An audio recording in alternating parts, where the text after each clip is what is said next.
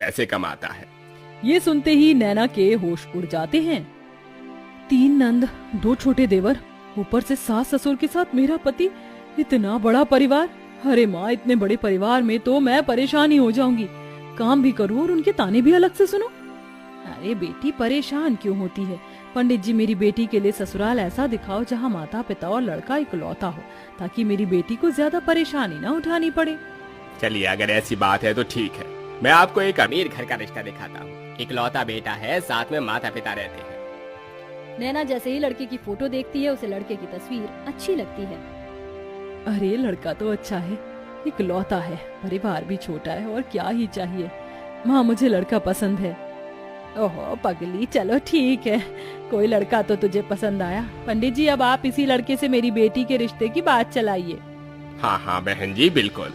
फिर क्या था, पंडित उस अमीर घर में जाकर रिश्ते की बात कर लेता है। अब दोनों परिवार एक दूसरे से मिलने लगते हैं और उनका आना जाना लगा रहता है। बहुत जल्द शादी की तारीख भी निकल आती है। मुझे नहीं पता था कि इतनी जल्दी शादी की तारीख भी निकल आएगी। बेटी, अपने ससुराल में जाकर खुश रहना। खुश तो रहूंगी ही माँ, छोटा सा परिवार है, सुबह शाम रोटी, दोपहर में सोना, फिर रात को आराम करना। नैना को बहुत आसान लग रहा था, लेकिन वैसा होने नहीं वाला था। शादी होने के बाद जब वह अपने ससुराल आती है तो उसका ससुराल में घर बहुत बड़ा होता है, जिसमें उसे सफाई करने में ही बहुत ज्यादा समय लग जाता है। हे भगवान, अमीर घराने में तो आ गई, लेकिन यहाँ झाड़ू पोछा करते करते ही मेरी कमर टूट गई।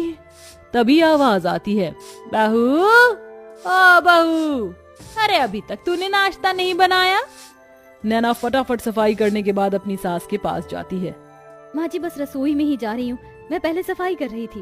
अच्छा सुनो, मेरी नंद और उसके बच्चे आज घर पर आ रहे हैं, उनके नाश्ते के लिए आलू के पराठे बना ले। और हाँ, शिवा आलू के पराठे नहीं खाता, उसे प्याज के पराठे पसंद है, उसके लिए वही बना देना।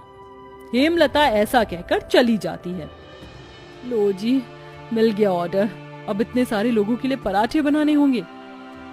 नैना ऐसा कहकर रसोई में चली जाती है, जहां वो बहुत सारा आटा गूंथती है।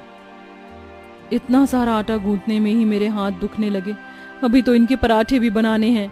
नैना रसोई में आलू के पराठे बना ही रही थी कि हेमलता की नंद माहेश्वरी अपने बच्चों के साथ आ जाती है।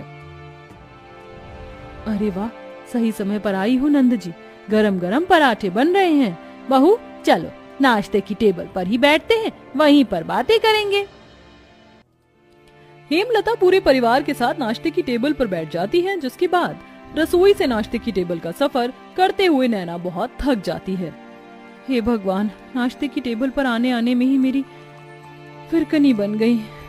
मैंने तो छोटा सा परिवार समझकर इस घर में शादी की थी, यहाँ तो सबकी अलग ही फरमाइश चलती है। तभी नैना के पति शिवा की आवाज आती है। अरे नैना, मेरे प्याज के पराठे नहीं बनाए तुमने? अभी लाती हूँ जी। नैना प्याज के पराठे बनाकर अपने पति के लिए नाश्ते की टेबल पर लेकर आती है। ये लीजिए प्याज के पराठे। तभी माहेश्वरी कहती है, बहू के हाथों से पहली बार खाना खा रही हूँ, बहुत स्वादिष्ट है ये पराठे, ये लो तुम्हारा शगुन। इस तरह माहेश्वरी नैना को शगुन देकर जाती है। सब लोग बहुत खुश होते हैं, लेकिन नैना बहुत ज्यादा थक जाती है। सबके सो जाने के बाद वो सबके जूठे बर्तन भी धोने लगती है। आज तो पूरा दिन हो गया, मुझे लेटने का समय ही नहीं मिला। नैना बर्तन धोने के बाद अपने कमरे में जाने ही वाली थी कि तभी उसके ससुर उसे कॉफी बनाने के लिए कह देते हैं। अरे सुनो बहू, जरा एक कप कॉफी बना देना। अभी बनाकर लाती हूँ पिताजी। नैना दोबारा रसोई में जाती है और कॉफी बनाकर अपने ससुर जी के लिए लेकर आती है। आखिरकार उसे थोड़ी देर के लिए अपनी कमर सीधी करने को मिल जाती है, लेकिन फिर शाम की अलग फरमाइश शुरू हो जाती है। बहू, शाम के खाने में वेज बिरयानी, शाही कोरमा और चावल बना लेना। फिर से कोई आ रहा है क्या माँ जी घर पर? अरे नहीं, ये तो शिवा को बहुत पसंद है, इसीलिए बनवा रही हूँ। ठीक है माँ जी। अब शाम का खाना बनाने के लिए नैना फिर से रसोई में जाती है और खाना बनाते हुए खुद से ही कहती है, हे भगवान, कैसा परिवार मिला है मुझे। सुबह शाम मेरे ससुराल वालों को शाही पकवान ही चाहिए होते हैं, और इतने भुक्कड़ लोग हैं कि इन्हें हर थोड़ी देर में भूख लग जाती है। डिनर में इतना हैवी खाना कौन खाता है? मैं तो बेकार ही फंस गई इस घर में आकर।